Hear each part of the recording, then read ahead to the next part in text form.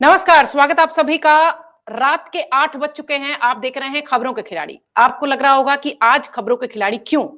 दरअसल कुछ मामले ही ऐसे बड़े हुए जिनके लिए खबरों के खिलाड़ी यानी खबरों को गढ़ने वालों को आपके समक्ष लाना पड़ा, क्योंकि जो ये घटनाक्रम पूरे हुए हैं वो सारे घटनाक्रम के पर्दे के पीछे की क्या कहानी है, हमारी जिम्मेदारी है कि हम आप तक पहुंचाएं। सबसे पहले बात खबरों के खिलाड़ी में पड़ोसी मुल्क नेपाल की। नेपाल की सड़कों पर त्राहिमाम है, युवाओं का गुस्सा काबू से बाहर है, संसद घिरी हुई है, प्रधानमंत्री के इस्तीफे की लगातार चर्चा हो रही थी और अंत में इस्तीफा भी हो गया। बड़ा सवाल ये कि क्या सिर्फ नेपाल का यह संकट है या चीन का कोई बड़ा खेल या फिर पश्चिमी देश इसमें इन्वॉल्व है? क्या नेपाल के हालात से भारत की सुरक्षा और कूटनीति पर सीधा असर पड़ने वाला है? अशांत पड़ोस में यह नौबत क्यों आई है, इसी का विश्लेषण करते हैं। धधकते नेपाल से उठे सुलगते सवालों की चर्चा आज हम खबरों के खिलाड़ी के साथ कर रहे हैं। हमारे साथ पैनल में मौजूद हैं रामकृपाल सिंह जी, अवधेश कुमार जी, राकेश शुक्ल जी, सुनील शुक्ल जी और स्वतंत्र पत्रकार और नेपाल पर लंबे समय से काम करने वाले अमी भूषण जी भी हमारे साथ हैं। अब से थोड़ी देर में अमर उजाला डिजिटल के संपादक जयदीप कर्णिक जी भी हमारे साथ जुड़ेंगे। रामकृपाल सर, मैं चाहूंगी कि हमेशा चर्चा की शुरुआत आप ही से करते हैं, तो डिजिटल खबरों के खिलाड़ी में भी आप ही से शुरुआत करूं। धधकते नेपाल की कहानी क्या कहती है? पश्चिमी देश इन्वॉल्व हैं या फिर ये चीन की लगाई हुई आग है? कैसे ये कहानी देख रहे हैं कि 2 दिनों के भीतर एक ऐसा आंदोलन युवाओं का हुआ जिसमें कि तख्ता पलट हो गया और विषय शुरू हुआ था कि सोशल मीडिया बंद किया गया। देखिए प्रतीक्षा जी, अभी जिस तरह से हालात वहां के हैं, कोई स्पेसिफिक ये कहना कि किसका हाथ है, लेकिन एक बात तो है कि किसी न किसी ने, जो नेपाल में बारूद धीरे धीरे इकट्ठा हो रहा था, उसको कहिए गुस्सा, जो वो था, उसको जिसने भी देखा कि बहुत अच्छा मौका है और एक चिंगारी, एक मौके की जरूरत थी, वो हुआ। लेकिन मैं फिर ये कह रहा हूं कि निश्चित तौर पर अब बहुत जल्दी तो नहीं, लेकिन निश्चित रूप से कुछ ताकतें तो रही होंगी जो ऐसा चाह रही होंगी, और हो सकता है उनकी कितनी भूमिका रही है, कितना कैसे रहा है, पश्चिम का है या चाइना का है, तो मुझे तो नहीं लगता है कि अब जो भी है, मैं चूंकि इसको, लेकिन एक बात आप समझ लीजिए, नेपाल की राजनीति जो पिछले समय से जिस तरह से वहां लोग चल रही थी, बेरोजगारी प्लस वहां पे जो सोशल मीडिया वाला जो एक, वही मैं कहता हूं ना कि आग जो पहले से था उसमें एक तीली लगाने की बात थी बारूद में।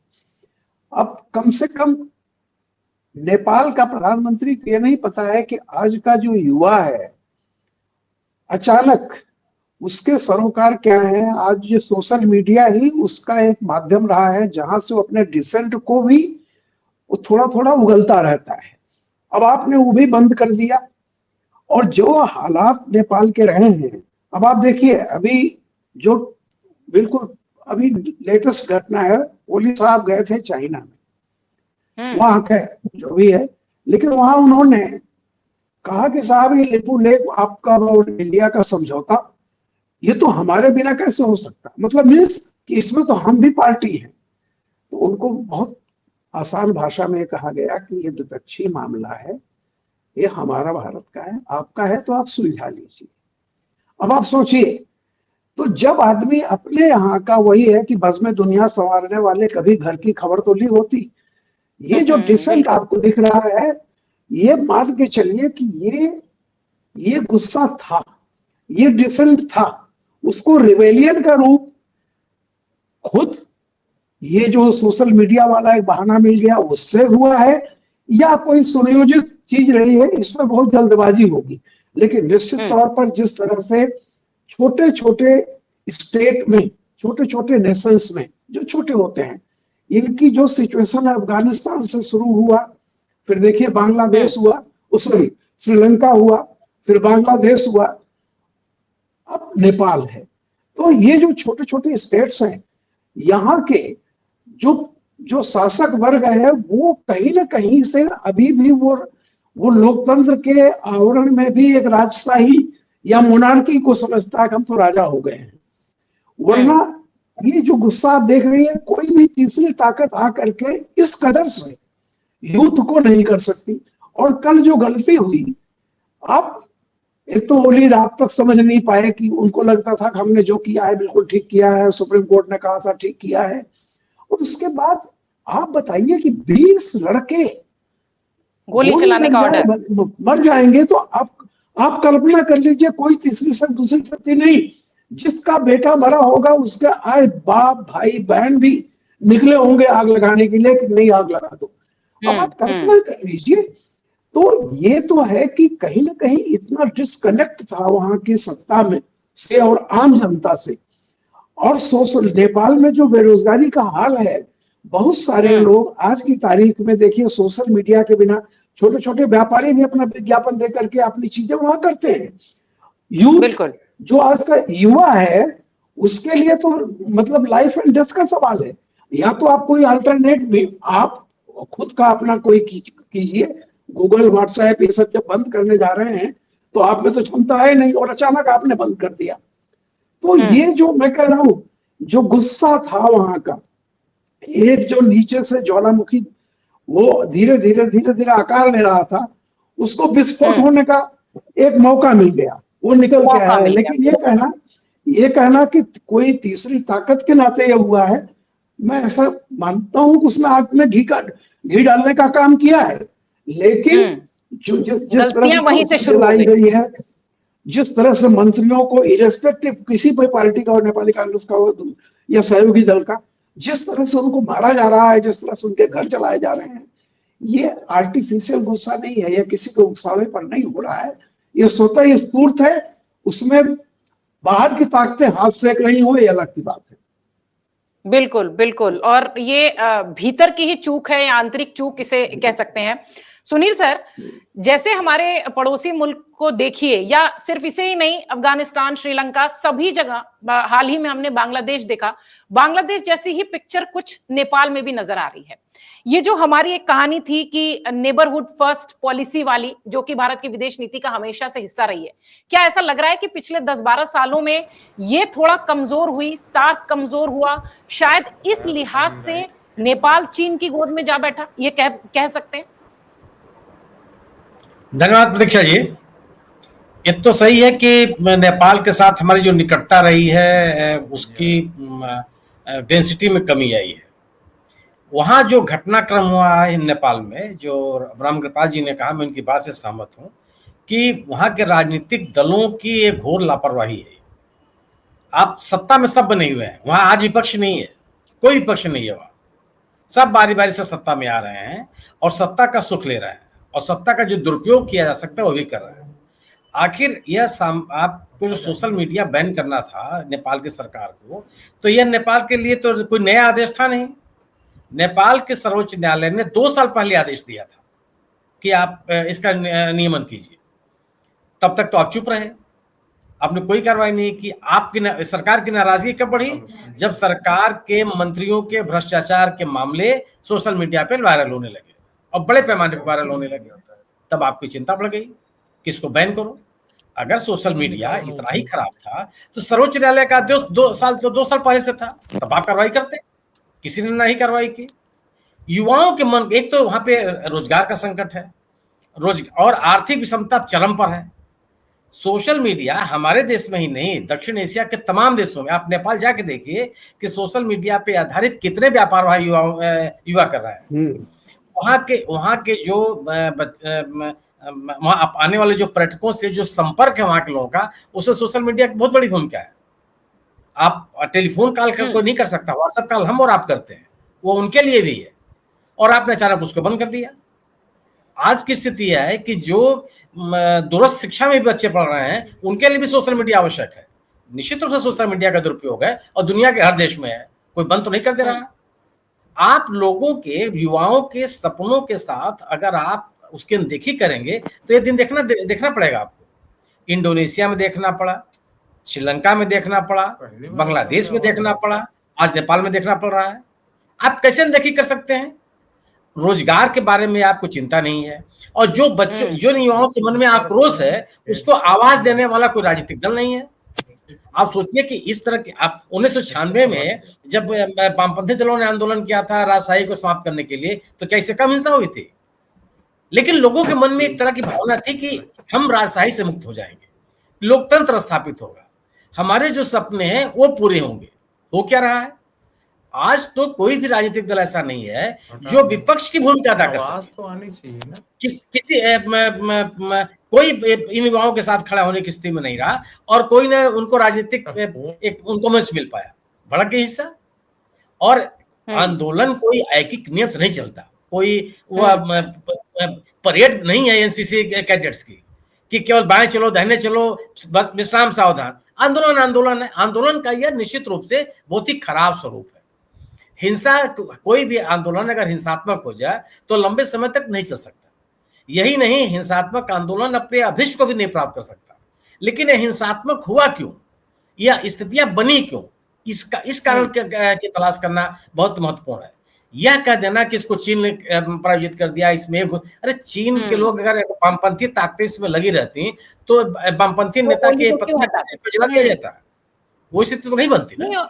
और सर चीन की अगर ताकत होती तो ओली तो उनके भरोसे के आदमी है, ओली के ऊपर इस तरीके के क्यों? बिल्कुल ये सरलीकरण नहीं होना चाहिए। मेरा मानना है कि जो व्यापक संदर्भ है कि वहां के युवाओं में रोष है, उन युवाओं के सपनों के साथ नेपाल की सरकार खड़े होने में विफल रही, राजनीतिक दल भी इन युवाओं के साथ कोई संवाद कायम करने में विफल रहे, सरकार की नीतियां उस देश में आर्थिक विषमता को बढ़ाती चली जा रही हैं और युवाओं में आक्रोश बढ़ता चला जा रहा है, उसकी यह परिणति है। निश्चित रूप से इस तरह की हिंसा नहीं होनी चाहिए, और हमारे पड़ोसी देश में इस तरह की हिंसा हमारे आपके लिए, हमारे राजनीतिक हितों के लिए उचित नहीं है। ये जितना जल्दी खत्म होता ही अच्छा है। लेकिन आंदोलन है तो आंदोलन है, इसकी व्याख्या की ओली के इस्तीफा देने के बाद तो बंद होना चाहिए था, गृह मंत्री के इस्तीफा देने के बाद तो बंद हो जाना चाहिए था। सवाल है कि अगर आंदोलन भड़क गया तो भड़का, इसको अब तत्काल नहीं रोक सकते। एक स्थिति तक ये जाएगा। यह निश्चित रूप से आंदोलनकारियों को भी समझना पड़ेगा कि अगर वह अपने आंदोलन के हिंसात्मक स्वरूप को रोकने में विफल रहे तो वह उस अपने लक्ष्य को नहीं पा पाएंगे जिसके लिए वो इस आंदोलन पर उतरे हैं। जी, लड़ाई पर उतरे हुए हैं। बिल्कुल ठीक है। राकेश सर, जैसा कि अभी तक दोनों ही हमारे वरिष्ठ पत्रकारों ने कहा कि गलती तो अंदर से हुई है, चूक अंदर से हुई है, हो सकता हो बाहर की ताकतों ने इसका फायदा उठाने की कोशिश की हो। अब मैं चाहूंगी कि आप अपने देश के संदर्भ में थोड़ी सी बात रखें कि भारत को कूटनीतिक लिहाज से कितना सावधान रहने की जरूरत है, और दूसरा कि इस पूरे घटनाक्रम के बाद चाहे नेपाल हो चाहे बांग्लादेश हो, ये जो एशियाई देश हैं, अपने दक्षिण एशियाई देश जो कि भारत से सटे हुए हैं, उनकी दिक्कतों पर क्या हमें अपनी स्ट्रैटेजी पर फिर से काम करने की जरूरत है? देखिए 2008 में जब राजशाही खत्म हुई उसके बाद से करीब 12-13 सरकारें बन चुकी हैं।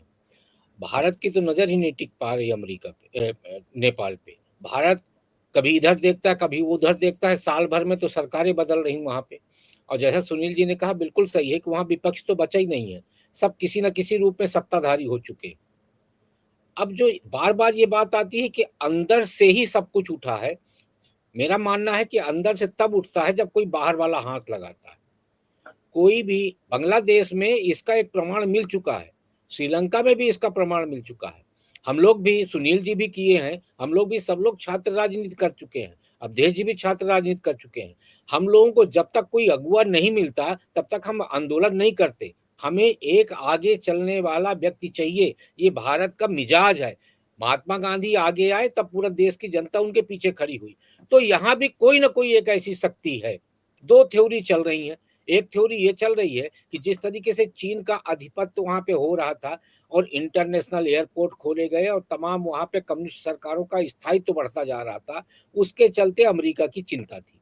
अमेरिका वहां पे एमसीसी के माध्यम से निवेश करना चाह रहा था, उसको लेके चीन की चिंता बढ़ गई।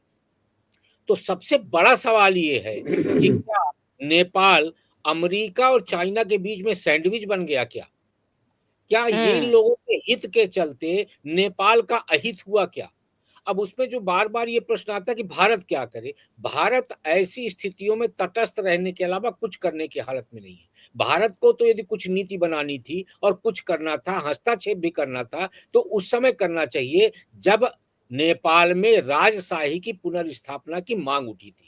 उस समय भारत को चाहिए था कि भारत नेपाल के साथ खड़ा होता और एक बार पुनः राजशाही की बहाली की बात करता, और राजशाही की बहाली की बात करने के बाद, समर्थन करने के बाद, नेपाल को जो उसका मूल स्वरूप है उस पे लाने के लिए मददगार साबित होता।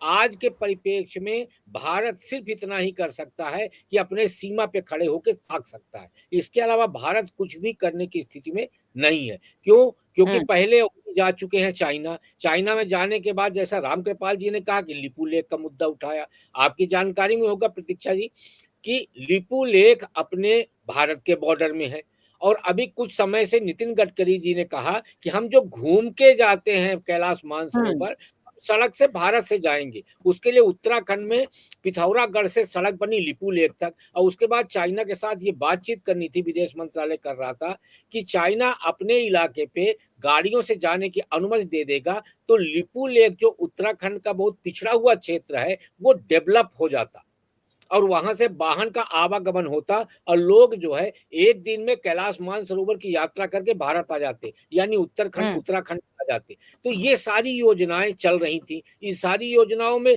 खुद ही पानी डाल दिया आपके नेपाल ने। नेपाल की तरफ से ही उसको विवादित भूमि बता दिया गया, विवादित कर दिया गया। तो ऐसी स्थितियों में जहां सरकार ही सपोर्ट ना कर रही हो, आज की डेट में ओली अपदस्थ हो गए, लेकिन जब तक वो पदस्थ थे तब तक भारत के प्रति उनका भाव क्या था। तो ऐसी स्थितियों में जो आज नेपाल का जनमानस है जो भारत की तरफ ताक रहा है, तो भारत जिन हालातों में नेपाल खड़ा है, मुझे नहीं लगता कि कोई भी ऐसी नीति बना के वो इस आग में कूदने की स्थिति में है। प्रतीक्षा जी। बिल्कुल ठीक। और जिस जिस तरीके से अभी नेपाल की स्थिति नजर आती है, मुझे ऐसा लगता है कि व्यवस्था जो है वो हमें भी अपने यहाँ अपने बॉर्डर के इलाकों में बना के रखनी होगी। और जिस तरीके से हमारे तमाम वरिष्ठ पत्रकार भी कह रहे हैं कि ये चूक भीतर से जरूर हुई है, लेकिन हाँ जरूर कहीं से हवा दी गई है। अवधेश सर, जैसा कि अभी तक जो एक अनऑफिशियल सी जानकारी है कि चीन भी वहां पर इस पूरे माहौल का लाभ उठाने की कोशिश कर रहा है, अमेरिका भी वहां एक्टिव है। आपको क्या लग रहा है, कहीं ऐसा तो नहीं कि नेपाल अब एक नया जियोपॉलिटिकल जो हब है, जो लड़ाई का जगह है, वो बनती जा रही है? कैसे देख रहे हैं? नहीं, देखिए, चूंकि हमारे यहाँ बांग्लादेश में अमेरिकन डीप स्टेट और पाकिस्तान के ISIS की मिली भगत से एक बड़ा परिवर्तन हो गया। वहां जिहादी एलिमेंट्स आ गए, 1971 के सारे परिवर्तन को पलट दिया, शरिया लागू करने लगे और कई घटना, इसलिए हमारा ध्यान जाता है। देखिए, अभी तक नेपाल के घटनाक्रम में किसी प्रकार के विदेशी भूमिका की अभी कोई ऐसा दिखाई नहीं पड़ा है वहां, चाहे नारे से लेकर के अभी तक। जहां तक चीन का प्रश्न है तो चीन का प्रभाव है, लेकिन वो इंफ्रास्ट्रक्चर पर है, बाकी पर है। चीन का जो पॉलिटिकल प्रभाव है वो काठमांडू के आसपास है, उससे ज्यादा दूर चीन का प्रभाव नहीं है। अमेरिका ने तो अभी डोनाल्ड ट्रंप की सरकार ने जो विशेष दर्जा था नेपाल का वो ले लिया था, हालांकि मिलेनियम कॉर्पोरेशन के नाम पर वहां $500 मिलियन का वो कर रहे हैं। विचार के जहां तक प्रश्न होता है तो ये तो है कि जैसे जो बालेन शाह है जिनका नाम आ रहा है, वो पॉप कल्चर के, अमेरिकन कल्चर के समर्थक है, उस प्रकार के गाने गाते हैं, डांस करते थे, और उनको 2022 में ही टाइम्स मैगजीन ने 100 जो है इफेक्टिव पर्सनालिटी में डाल दिया था। और सर, उनके भारत पर विरोधी भी बातें खूब करते हैं वो। नहीं, मैं जोड़ना चाहूंगी जी, भारत विरोधी भी बातें बालेन शाह खूब करते हैं, खूब करते हैं। न्यूयॉर्क टाइम्स और बाकी चीजें में उनके लेख छपे हैं, लेकिन इतना बड़ा प्रदर्शन इस तरह का बालेन शाह के हैसियत से बाहर की बात है। और ये मैं मान लूं कि वो छोटे छोटे विराटनगर से लेकर के लिम्पुआ धारा से लेकर और वीरगंज और चारों तरफ जिस ढंग से ये प्रदर्शन हुए हैं चारों ओर, उसमें कोई इस समय ऐसी विदेशी शक्ति दिखाई नहीं दे रही। और प्रभाव जरूर हो सकता है इस समय सोशल मीडिया के माध्यम से, जो एक विचारधारा है सोशल मीडिया की, जो आंदोलन होने लगे हैं पिछले 4-5 सालों में, वो अब आंदोलन नहीं होते हैं।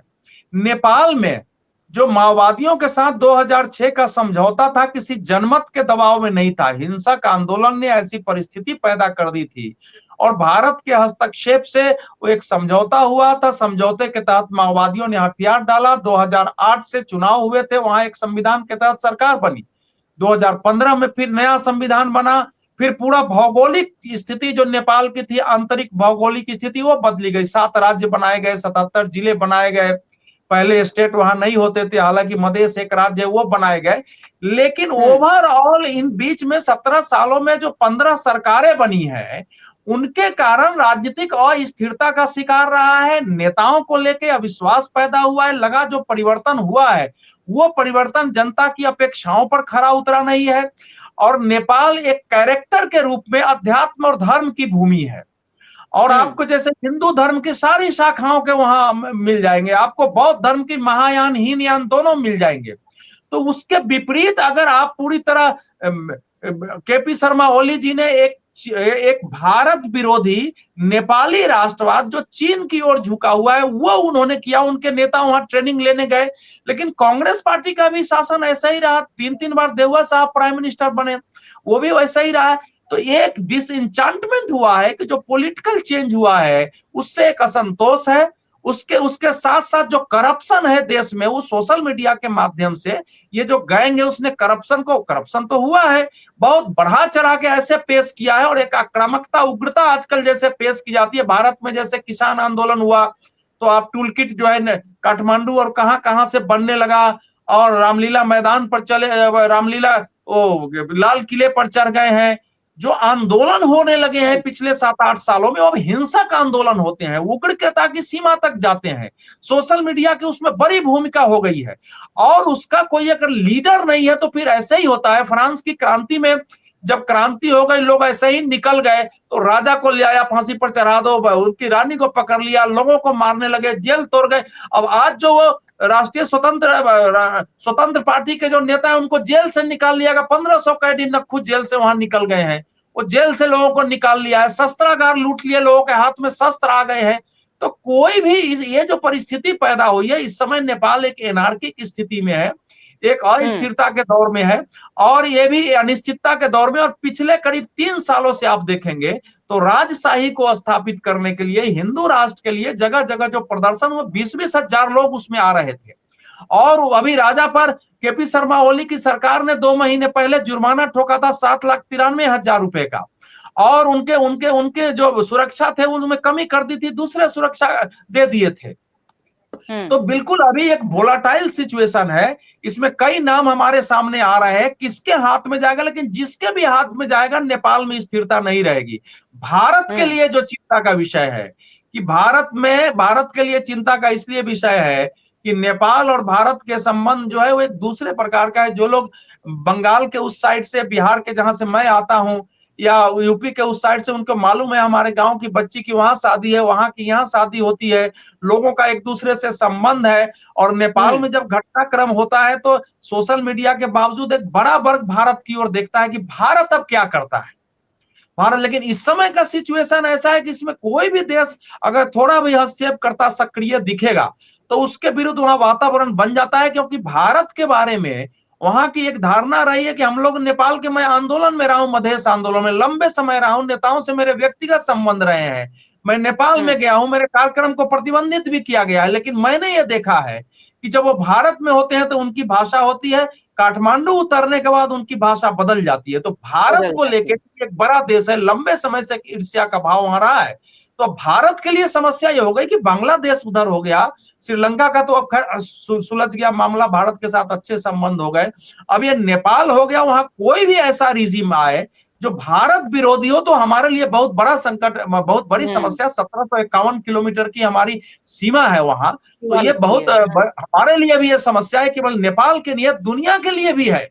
क्योंकि हिमालय क्षेत्र में अगर नेपाल इस ढंग से अस्थिरता की हालत में है, तिब्बत पर चीन का कब्जा है, भूटान में बार बार अस्थिरता पैदा हो रही है, तो ये पूरा म्यांमार की स्थिति जो है वो उसको आप देख लीजिए। तो एक पूरा हिमालय क्षेत्र जो शांति का प्रतीक था, वहां ये स्थिति पैदा हो रही है नए दौर में। अब ये कहां जाएगा कहना कठिन है। असंतोष है, अलग अलग आकांक्षाओं के लोग इसमें शामिल हैं। कोई एक रूप इसकी मांग, एक रूप आकांक्षा हो, एक किसी नेता को। अभी तो हमने देखा कि जेनेक्स जो जेनजी है उन्होंने एक बयान जारी किया कि हमने प्रधानमंत्री को हटा दिया, फलाने को हटा दिया, 2 घंटे के बाद अब लोग घरों में जाए, आंदोलन वापस हो जाए। लेकिन थोड़े बहुत हुए, पूरी तरह नहीं हुए हैं वो। कहां से ये लोग आ गए हैं? तो विदेशी भूमिका इसमें अगर होगी तो इतनी ही होगी कि वहां जो एनजीओ वगैरह चलते हैं और भारी संख्या में चलते हैं, अमेरिकन एनजीओ है यहाँ वहां, इस बीच में जो वहां ईसाई मतलब धर्म परिवर्तन व्यापक पैमाने पर हुआ है, वह मस्जिदें बनी है, इस्लाम में लोग गए, तो इन सब के विरुद्ध एक आंदोलन लगातार वहां चलता रहा है। चल रहा है, तो वो बिल्कुल जो एनजीओ का प्रभाव है, शिक्षा के माध्यम से, स्वास्थ्य के माध्यम से, मन परिवर्तन करने के उसका असर माध्यम हो से, सकता है। उस सब का असर हो सकता है। लेकिन डायरेक्ट अभी कोई सरकार इसमें इन्वॉल्व होगी या डीप स्टेट इन्वॉल्व होगा, मुझे ऐसा अभी तक दिखाई नहीं पड़ा। ये इसके लिए अभी थोड़ा सा इंतजार करना पड़ेगा। हमारे साथ अमी भूषण जी जुड़े हुए हैं। अमी भूषण जी नेपाल पर जमीन पर काम करने वाले व्यक्ति हैं और नेपाल पर सालों से अपनी पत्रकारिता करते रहे हैं। अमी, आपने सभी वरिष्ठ पत्रकारों को सुना, निश्चित तौर पर चूक तो भीतर से हुई है, चाहे आप युवाओं को समझा नहीं पाए, चाहे असंतोष बहुत दिनों से पनप रहा था। मैं चाहूंगी कि अवधेश जी ने एनजीओ की ओर इशारा किया है। क्या इस तरीके के जो गैर राजनीतिक संगठन हैं वो इतने एक्टिव वहां पर हैं कि वो इस तरीके का आंदोलन खड़ा कर पाए? क्या कहानी लगती है आपको इसके पीछे? जी प्रतीक्षा, जो अवधेश जी ने कहा वो बिल्कुल बात उस दिशा में जाती है। मैंने पिछले भी चर्चा में जिक्र किया था कि मेरो नेपाल करके एक बड़ी संस्था है जो अमेरिका के द्वारा फंडेड है और उसकी इस पूरे आंदोलन में बहुत ही प्रभावी भूमिका रही। दूसरा, मैं एक लेटेस्ट अपडेट अभी आपको दूं कि एक नेपाल के पत्रकार मित्र ने अभी तुरंत भेजा है कि अभी नेपाली सेना प्रमुख ने निवेदन किया था बात को लेकर के, तो अभी नेपाली सेना प्रमुख के साथ जेन जे या जेन जेड जो है इसके लोग तो हैं ही मीटिंग में, साथ में काठमांडू के मेयर बालेन शाह, और इस बैठक में उनके साथ आपको ये लामेछाने रवि लामेछाने भी इस बैठक में है। रवि लामेछाने वो व्यक्तित्व हैं जो टीवी पर्सन भी रहे हैं और पत्रकार भी रहे हैं और उनकी नागरिकता संदिग्ध है। वो लंबे समय तक अमेरिका में रहे हैं और पिछली सरकार में नेपाल में वो गृह मंत्री थे। उन पर भ्रष्टाचार के भी गंभीर आरोप हैं और नागरिकता भी, उनकी नागरिकता को भी लेके सवाल है। वो जेल में थे और उनको आज ही निकाला गया है जेल से। तो नेपाली सेना प्रमुख के साथ जेन एक्स के लोग और काठमांडू के मेयर और रवि लामेछाने का बैठना, ये क्या संदेश देता है? क्या यह आंदोलन स्वतः स्फूर्त है? तो आप इन बातों पर आपको विचार करना होगा। दूसरा कि जो मेरो नेपाल जैसी संस्था है उससे जुड़े लोग हैं, उनकी इस पूरे आंदोलन में एक प्रभावी भूमिका रही है। अब 1 मिनट के लिए आते हैं ओली जी की बात पर। तो ओली जी का जो झुकाव, जो लगाव रहा है उससे सभी लोग अवगत हैं। ओली जी, भारत के प्रति ओली जी के शब्द कड़े रहे हैं तेवर, और प्रो चाइना उनका व्यक्तित्व रहा है, इसमें कहीं दो राय नहीं है। आज के इस दौर में सोशल मीडिया पर रोक लगाना ये भी कहीं से उचित नहीं है। जब नेपाल में चीनी ऐप्स चल सकते हैं तो बाकी ऐप बंद करने का भी कोई मतलब नहीं है। लेकिन वो चीन की यात्रा से लौटे और उन्होंने बाकी सारे ऐप बंद किए, जो फेसबुक, व्हाट्सएप जैसे जो ऐप हैं। तो नेपाल की इकोनॉमी जो है वो 2 चीजों पर निर्भर करती है। पहला कि नेपाल के लोग बड़ी संख्या में जो बाहर रहते हैं वो नेपाल पैसे भेजते हैं और वो अपने परिवार से और लोगों से सोशल मीडिया के माध्यम से जुड़े हैं। दूसरा, बड़ी संख्या में पर्यटक जाते हैं। और तीसरा, ये जो दौड़ है इसमें सोशल मीडिया तो नितांत आवश्यक चीज है। तो ओली जी ने जिनके प्रभाव में आकर के गया, वो तो कहीं ना कहीं ओली जी के स्वयं भी राजनीतिक भविष्य के लिए बहुत ही बुरा है। लेकिन उसकी बाद की परिस्थिति को आप अगर गौर से देखें तो इस पूरे आंदोलन में मेरो नेपाल जैसे अमेरिकी फंडेड संस्था का आगे आना, एक अमेरिकी नागरिक जो नागरिकता और भ्रष्टाचार के आरोप में पूर्व गृह मंत्री जेल में थे, आखिर ऐसा कौन सा कारण है कि उन्हें आज जेल से निकाला गया और इस बैठक में वो नेपाली सेना प्रमुख के साथ बैठे हैं। तीसरा, मैं बता दूं कि लोकतंत्र का जो चौथा स्तंभ है मीडिया, तो आज नेपाल में एक बहुत ही प्रतिष्ठित मीडिया ग्रुप है कांतिपुर, उसके दफ्तरों में भी आग लगाए गए हैं जी। तो ये क्या संदेश देता है? कांतिपुर वही मीडिया समूह है जिसने रवि लामेछाने की नागरिकता और उसके भ्रष्टाचार के ऊपर प्रश्न उठाए थे और जिसकी परिणति हुई कि रवि लामेछाने जेल गया था और आज आप देखें कि मतलब कांतिपुर के भी दफ्तर जलाए गए। तो कहीं ना कहीं मुझे लगता है कि चीन और भारत यहाँ नहीं है, यहाँ पूरे परिदृश्य में अमेरिका प्रभावी है, क्योंकि चीन और भारत वो देश हैं जिनकी नेपाल में जिन्होंने आधारभूत ढांचा के विकास के लिए काफी कुछ लगाया है। चीन ने पोखरा का एयरपोर्ट, लुम्बिनी का एयरपोर्ट बनाया है। तो नेपाल अगर अस्थिर होता है तो भारत और चीन के हित अथवा भारत और चीन के नेपाल के सत्ता प्रतिष्ठान या जन सामान्य से जो रिश्ते रहे हैं वो संबंध खराब होंगे।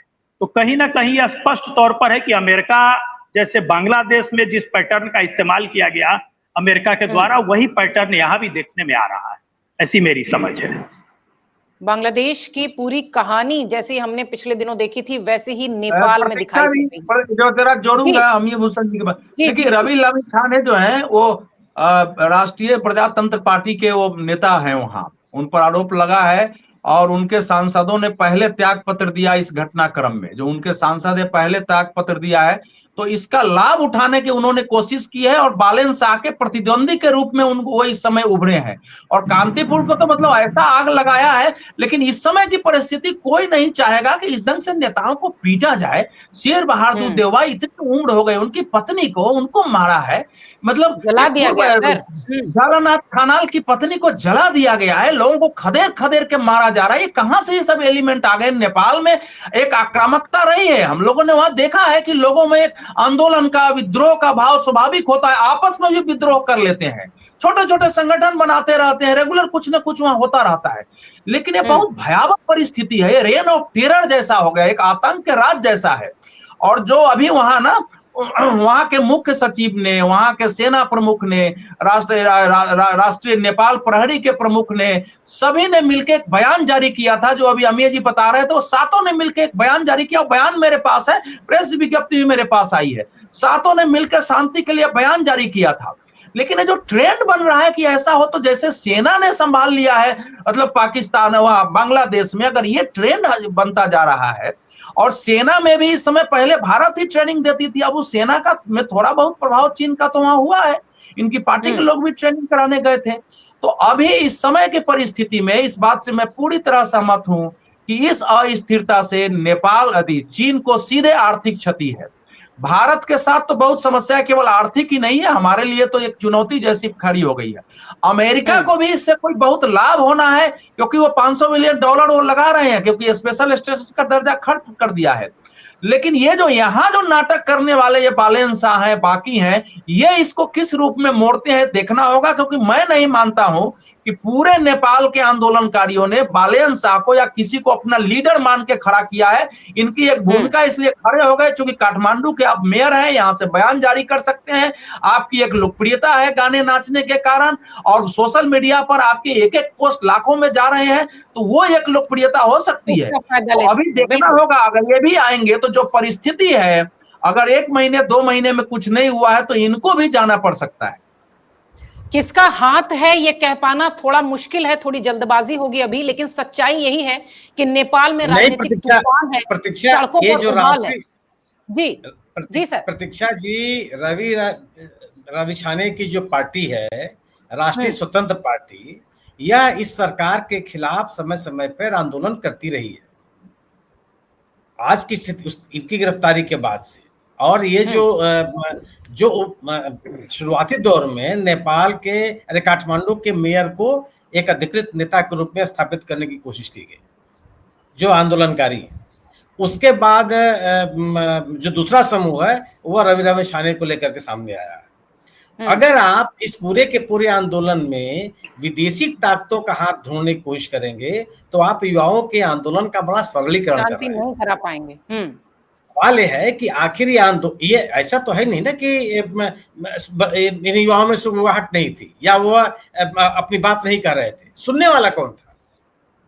सवाल इस बात का है। और आप केवल अगर आप यह धारणा बनाने की कोशिश की जाएगी कि इसमें विदेशी ताकतें शामिल हैं, हो सकती हैं, इससे कोई इनकार नहीं कर सकता, लेकिन आप वहां के युवाओं के मन में जो पनप रहा आक्रोश है, वहां का जो मिस गवर्नेंस है, वहां के लोगों की भावनाओं को पहचानने में वहां की जो सरकार की विफलता है, विपक्ष की भूमिका शून्य है, इसको कैसे आप नकार सकते हैं?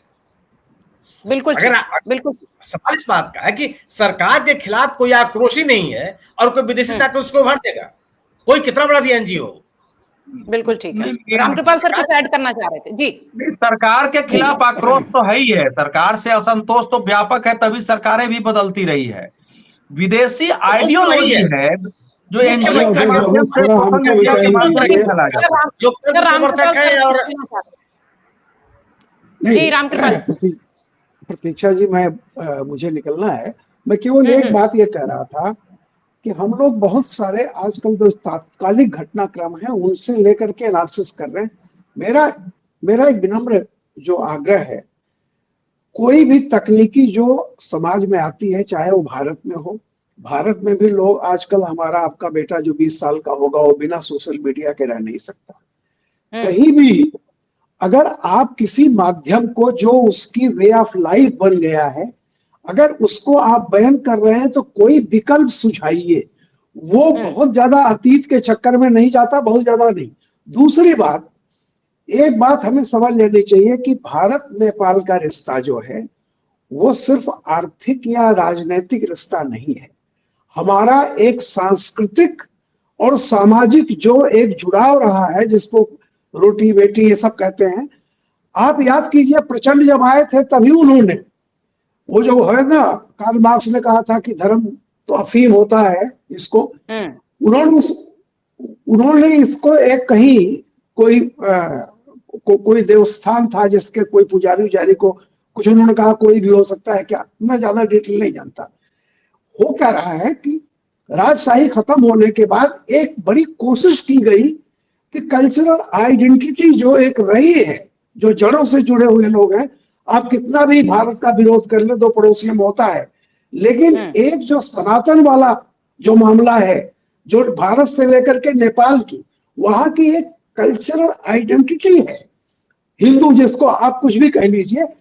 बार बार उसको एक कोशिश होती है कि जैसे हुआ कि तिब्बत बना दे इसको, या चाइना की तरफ चले जाए, या बहुत मॉडर्न हो जाए। बहुत मॉडर्न होने से भी आज ऐसा नहीं होता है कि लोग अपनी जड़ों से कट जाते हैं। आज पूरी दुनिया में आइडेंटिटी क्राइसिस है। देखिए पूरा यूरोप, बाकी जगहों पर लोग इस आइडेंटिटी की बात क्यों करते हैं कि हम अपने हैं।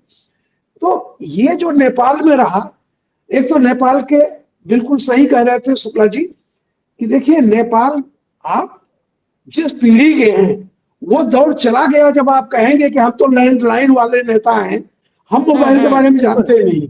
तो ये लैंडलाइन वाले जो नेता अभी हैं और जिनको ये रहा है कि हम बड़े लोकतंत्र के वो हैं, वो बिल्कुल कहीं ना कहीं से आज के यूथ के एस्पिरेशन से बिल्कुल कटे हुए लोग हैं।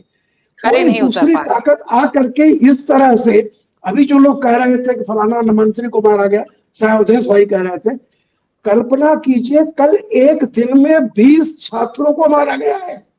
भाई साहब, एक दो हत्याओं पर पूरा बहुत बड़ा आंदोलन खड़ा हो जाता है। आप कल्पना कीजिए जो 20 लाशें गिरी हैं कल, उसको देख करके आज जो सुबह सुबह जा करके संसद में आग लगाई है, वो ऐसा नहीं था कि कल नहीं, लेकिन जो कल रिएक्शन हुआ है और उसके बाद कल दिन भर आंदोलन के बाद जिस तरह से ओली जी का वो एटीट्यूड रहा है पूरा, एक मंत्री से रात को कैबिनेट में भी झगड़ा कर रहे थे, मतलब उन्होंने रियलाइज ही नहीं किया। ये तमाम नेता लोग बिल्कुल जनता से कटे हुए हैं।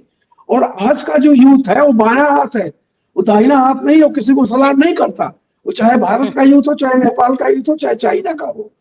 तो डिसेंट को आप टैकल करना नहीं आया, जो आज रिबेलियन में बदला हुआ है।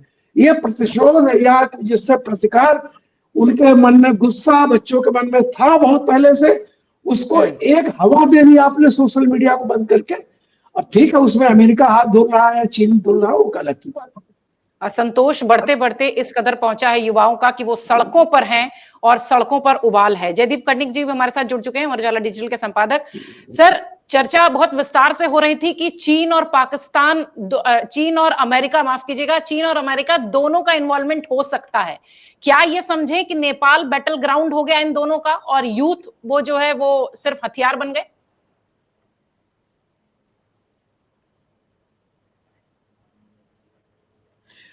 नेपाल बैटल ग्राउंड बहुत लंबे समय से बना हुआ है प्रतीक्षा, और बहुत विस्तार से चर्चा हो रही थी। मैंने सुना सुनील जी को भी, और अमीर जी वहां से काफी अच्छे इनपुट्स हमको दे रहे थे क्योंकि उनके पास जमीन की जानकारियां बहुत अच्छी थी। लेकिन आप देखिए कि नेपाल, जिससे हमारे सांस्कृतिक, ऐतिहासिक, सामाजिक संबंध इतने प्रगाढ़ रहे हैं, उसके बावजूद भी नेपाल को हमसे छीनने की, नेपाल को भारत से दूर करने की साजिशें बहुत लंबे समय से चल रही हैं। बहुत लंबे वक्त तक पाकिस्तान की आईएसआई के ऑपरेशंस का अड्डा नेपाल बना रहा। वहां से भारत में नकली करेंसी भेजना, नशा भेजना, सारे जो आपराधिक तत्व हैं भारत के, उनकी शरणगाह नेपाल बना रहा।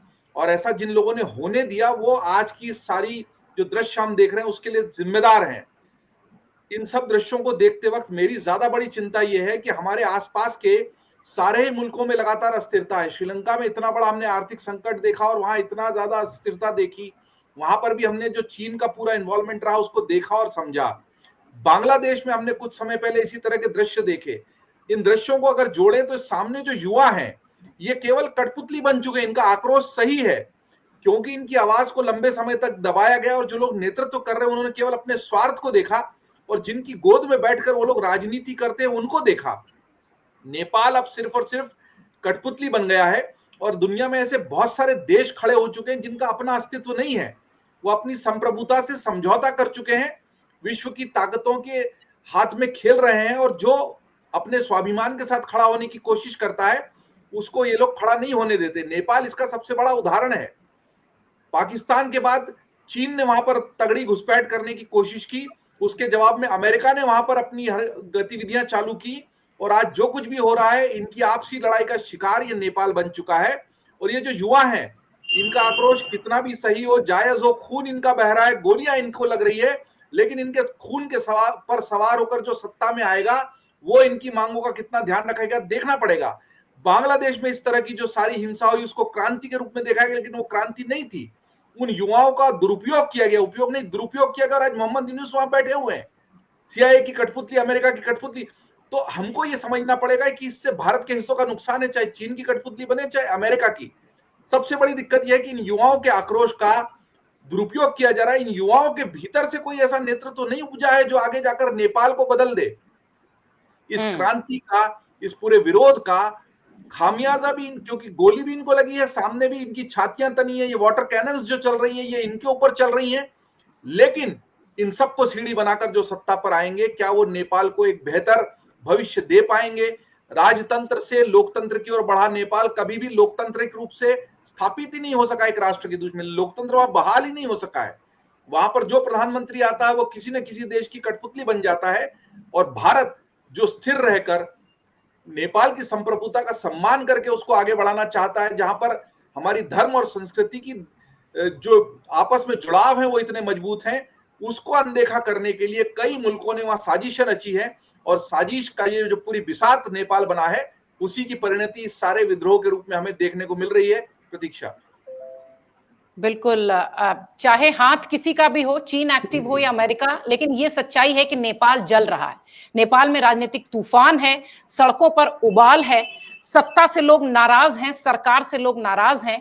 असली सवाल यही है कि नेपाल की जो जनता है वो अपना भविष्य खुद तय करेगी, ये लड़ाई खुद लड़ेगी, या चीन और अमेरिका जैसी चालों में फंस जाएगी। भारत सिर्फ दर्शक बनकर देखेगा, तटस्थ रहेगा, या फिर अपने जलते पड़ोसी पर खुद को सावधान रखेगा, ये आने वाला भविष्य बताएगा। लेकिन निश्चित तौर पर चिंता का सबब है नेपाल का इस कदर जलना।